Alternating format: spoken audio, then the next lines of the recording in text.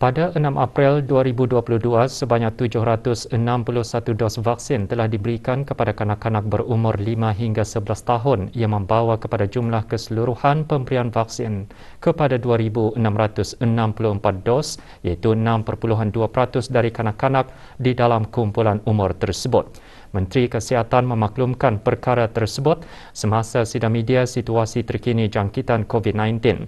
Sidang media berlangsung petang tadi di Dewan Al-Afiah Kementerian Kesihatan.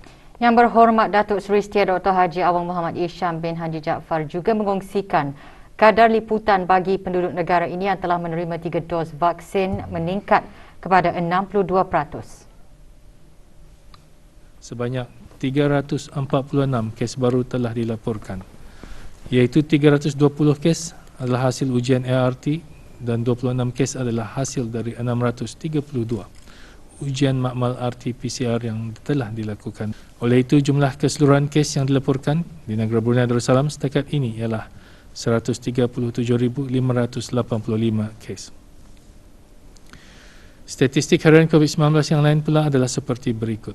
Terdapat 2 kes yang dikategorikan dalam kategori 5, yakni mereka yang memerlukan rawatan di unit rawatan intensif ataupun ICU. Manakala 2 kes sedang berada di kategori 4, yakni mereka yang memerlukan bantuan oksigen dan di bawah pemantauan rapi. Sebanyak 523 kes telah disahkan sembuh yang membawa jumlah kes yang sembuh kepada 134,632 kes.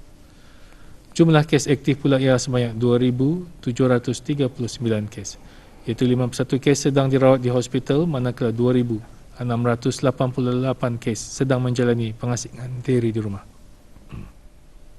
Negara Brunei Darussalam sangat beruntung kerana mempunyai purata indeks udara yang bersih dan semua rakyat dan penduduk di negara ini mempunyai akses kepada air dan makanan yang bersih dan selamat. Dalam perutusan sempena Hari Kesihatan Sedunia, Menteri Kesihatan menyatakan COVID-19 telah memberikan impak yang lebih serius kepada golongan yang lebih mudah terkesan, terutama mereka yang tinggal di kawasan yang mempunyai udara yang tercemar dan tidak mempunyai akses kepada air bersih serta makanan yang sihat dan selamat. Malahan bukan sahaja dari aspek kesihatan, ianya juga memberikan kesan buruk kepada ekonomi dan kestabilan sosial masyarakat. Yang berhormat Datuk Seri Setia Dr. Haji Awang Muhammad Isham bin Haji Jaafar juga menyatakan sebahagian besar punca krisis perubahan iklim adalah disebabkan oleh kegiatan manusia sendiri. Peningkatan suhu panas permukaan bumi boleh menyebabkan peningkatan pembiakan nyamuk pembawa penyakit seperti denggi dan malaria. Keadaan cuaca ekstrim dan pembangunan yang terlalu pesat turut boleh menyebabkan kehilangan nyawa dan masyarakat juga boleh kehilangan tempat tinggal dan sumber pendapatan. Pencemaran bukan saja terhad kepada permukaan tanah tetapi juga terjadi kepada kehidupan laut.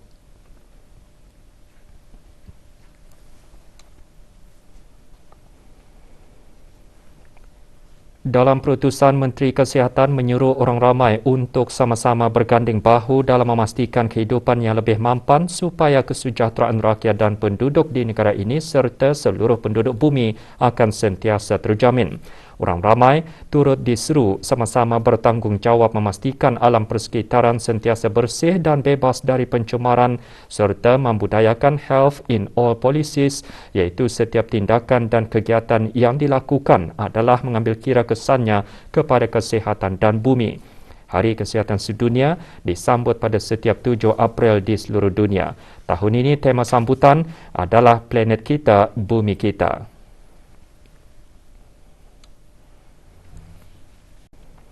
Dalam menyemarakkan lagi bulan Ramadan yang penuh keberkatan ini, pelbagai pihak di negara ini mengadakan majlis tadarus Al-Quran. Rombongan Kementerian Hal Ehwal Dalam Negeri dan jabatan-jabatan di bawahnya beserta Majlis Perundingan Mukim dan Kampung petang tadi mengadakan majlis penyampaian derma kepada anak-anak yatim dan wakaf serta majlis tadarus Al-Quran di Masjid Pengiran Haji Abu Bakar, Kampung Bokok, daerah Temburong.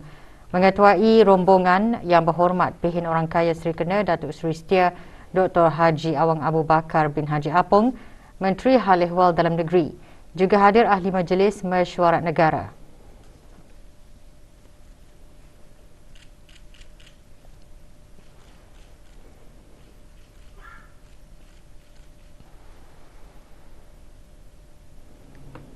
Kementerian Kesihatan juga mengadakan majlis tadarus Al-Quran dan penyampaian derma kepada anak-anak yatim. Majlis berlangsung di Surau As-Salam, Hospital Pengiran Muda Mahkota, Pengiran Muda Haji Al-Muhtadi Billah, Tutong.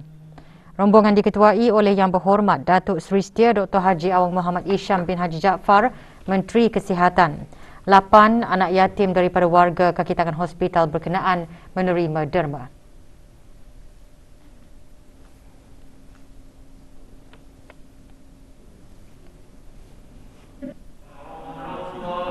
Sementara itu, Jabatan Perdana Menteri dan jabatan-jabatan di bawahnya juga mengadakan majlis yang sama. Bacaan surah Al-Fatihah dipimpin oleh Yang Berhormat Datuk Seri Setia Haji Awang Abdul Mufti bin Haji Muhammad Daud, Menteri di Jabatan Perdana Menteri. Majlis didahului dengan penyerahan sumbangan wakaf berupa barang keperluan masjid. Majlis kelolaan bersama Jabatan Mufti Kerajaan dan Jabatan Kehakiman Negara dengan kerjasama Jawatan Kuasa Takmir Masjid.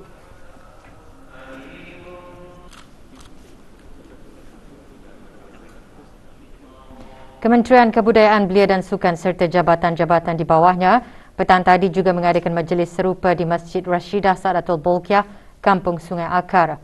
Rombongan diketuai oleh Yang Berhormat Major Jeneral Besara Datuk Paduka Seri Haji Aminuddin Ehsan bin Pehin Orang Kaya Saiful Muluk, Datuk Seri Paduka Haji Abidin, Menteri Kebudayaan, Belia dan Sukan. Majlis diteruskan dengan penyerahan wakaf.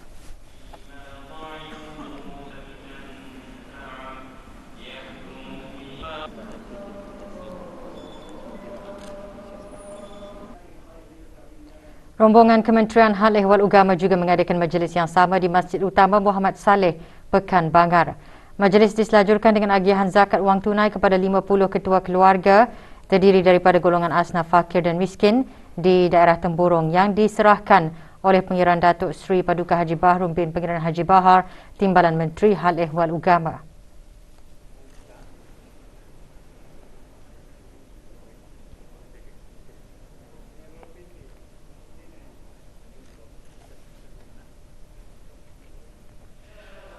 Juga mengendalikan majlis seumpamanya pegawai dan kaki tangan wanita Kementerian Hal Ehwal Agama di Masjid Sultan Sharif Ali, Kampung Sengkurung.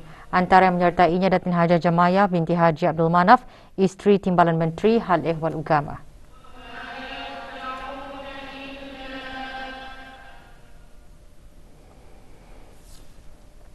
Kementerian Hal Ehwal Dalam Negeri dan jabatan-jabatan di bawahnya serta majlis-majlis perundingan mukim dan kampung pagi tadi mengadakan majlis membaca surah Yasin dan tahlil bagi ayahanda dan bonda serta anak anda ke bawah Duli Yang Maha Mulia Paduka Seri Baginda Sultan dan Yang di-Pertuan Negara Brunei Darussalam, iaitu almarhum Sultan Haji Umar Ali Saifuddin Saadul Hariwaddin, almarhumah Duli Raja Isteri Pengiran Anak Damit dan almarhum Duli Yang Teramat Mulia Paduka Seri Pengiran Muda Haji Abdul Azim. Majlis diadakan di Kubah Makam Diraja. Hadir Yang Berhormat Pihin Orang Kaya Seri Kerna Datuk Seri Setia Dr. Haji Awang Abu Bakar bin Haji Apong, Menteri Hal Ehwal Dalam Negeri. Majlis adalah program tahunan Kementerian Hal Ehwal Dalam Negeri dan jabatan-jabatan di bawahnya bagi menyemarakan serta melipat gandakan pahala di bulan Ramadan. Juga hadir ahli-ahli Majlis Mesyuarat Negara.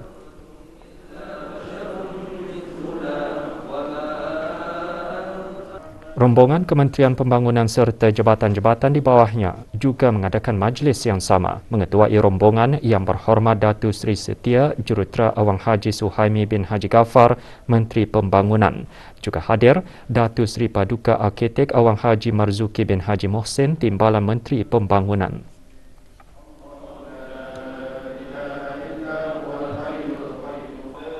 Sementara itu, Masjid Serdang petang tadi juga mengadakan majlis yang sama. Majlis dianjurkan oleh Jawatan Kuasa Aktiviti Takmir Masjid berkenaan.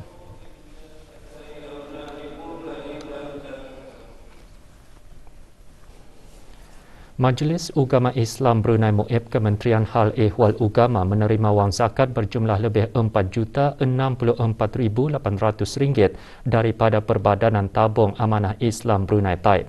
Wang zakat tersebut adalah daripada akaun para pelanggan yang memberi kebenaran kepada Perbadanan Taib untuk memotong sebahagian dari akaun simpanan mereka dari Januari hingga Disember 2021 menurut garis panduan syariah. Majlis penyerahan cek contoh berlangsung pagi tadi di Kementerian Hal Ehwal Agama. Penyerahannya disempurnakan oleh Yang Berhormat Pehinda Tulaila Raja Major Jeneral Besara Datuk Paduka Seri Haji Awang Halbi bin Haji Muhammad Yusof, Menteri Pertahanan kedua selaku pengerusi Lembaga Pengarah Perbadanan Taib, kepada Yang Berhormat Pehin Udana Khatib Datuk Paduka Seri Setia Ustaz Haji Awang Badarudin bin Pengarah Datuk Paduka Haji Awang Osman, Menteri Hal Ehwal Agama selaku Di-Pertua MUIB dan juga Penasihat Lembaga Pengarah Perbadanan Taib.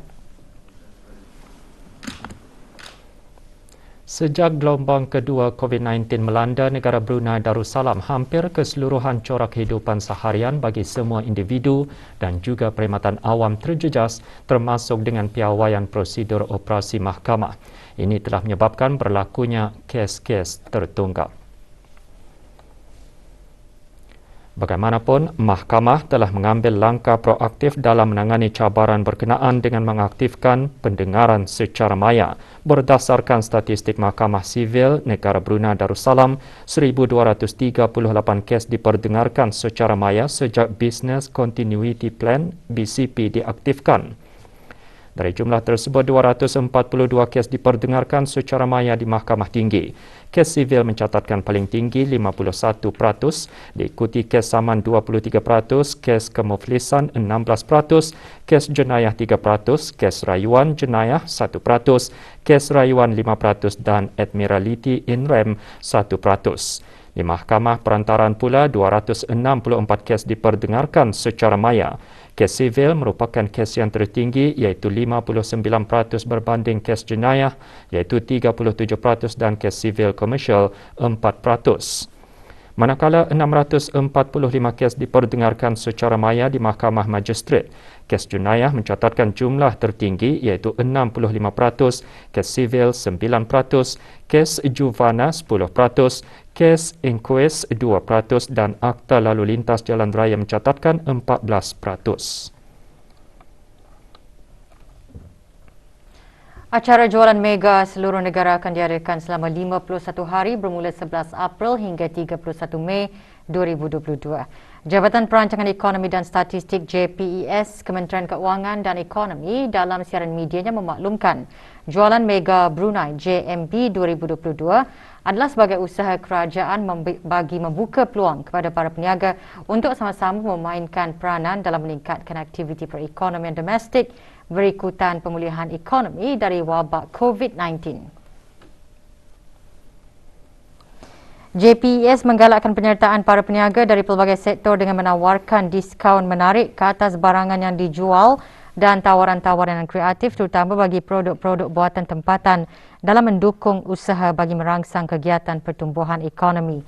Selaras peraturan-peraturan harga jualan murah, notis jualan yang dikeluarkan oleh JPES hendaklah dipaparkan dengan terang, jelas atau tersedia pada bila-bila masa sebagai pengesahan penyertaan jualan.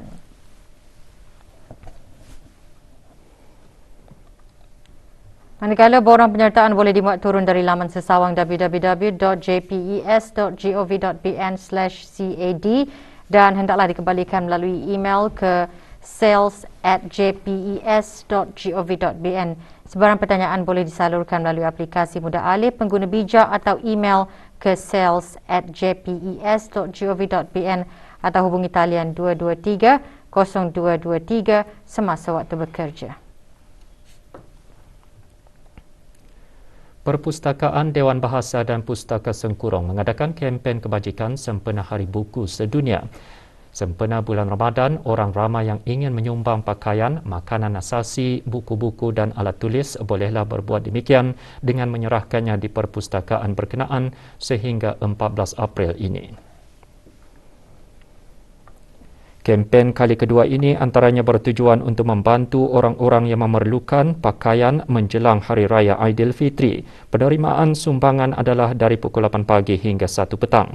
Pengagihannya akan diadakan dari 20 hingga 23 April, manakala pengagihan berbentuk makanan dan alat tulis akan dihantar terus ke rumah-rumah para penerima bantuan yang berdaftar di kawasan Mukim Sengkurong. Maklumat lanjut, hubungi talian 267-1384 atau 267-1385 atau layari Instagram Perpustakaan DBP Sengkurong. Usaha ke arah membina masyarakat penyayang dan prihatin melalui projek Jalinan Kasih diteruskan lagi. Tahun ini, bahagian rancangan radio televisyen Brunei RTB menganjurkan pengagihan bantuan Jalinan Kasih di daerah Belait pagi tadi. 5 buah keluarga menerima bantuan di lokasi berbeza. Bantuan diserahkan oleh Nur Afridah binti Haji Abdul Malik, pemangku ketua rancangan radio.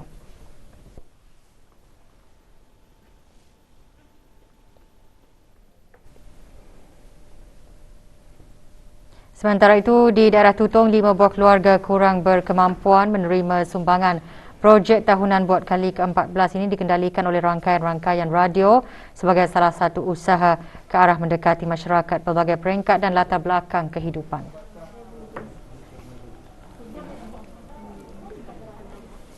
Kebijaksanaan merancang perbelanjaan adalah perlu agar sikap berbelanja itu akan lebih terurus dan mewujudkan sikap kesederhanaan dan berjimat cermat.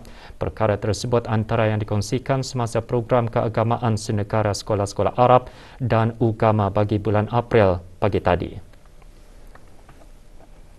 Program diadakan secara serentak di seluruh negara iaitu secara bersemuka bagi sekolah-sekolah Arab dan dalam talian bagi sekolah-sekolah Ugama. Program antara lain bertujuan menyampaikan ilmu pengetahuan kepada pelajar agar sentiasa bersiap siaga menghadapi cabaran kehidupan. Dengan bertemakan amalkan sikap kesederhanaan dan hindari pembaziran, ia juga mengajar tentang peranan dan tanggungjawab menguruskan kewangan atau harta dengan sebaiknya serta menghindari pembaziran. Sementara itu, di daerah Temburong, program yang serupa diadakan di Sekolah Ugama Sultan Hashim Batu Apoi. Program dimulakan dengan membaca selawat tafrijiyah, Sayyidul Istighfar dan surah Al-Fatihah. Seorang pekerja lelaki warga negara Indonesia dilaporkan lari daripada majikan. Lukito Sigit berumur 48 tahun, nombor pasport C1199773. Sebarang maklumat mengenainya hubungi Balai Polis Kuala Belait, daerah Polis Belait di talian 333-4324 atau talian kecemasan Polis 993 atau mana-mana balai-balai polis yang berdekatan.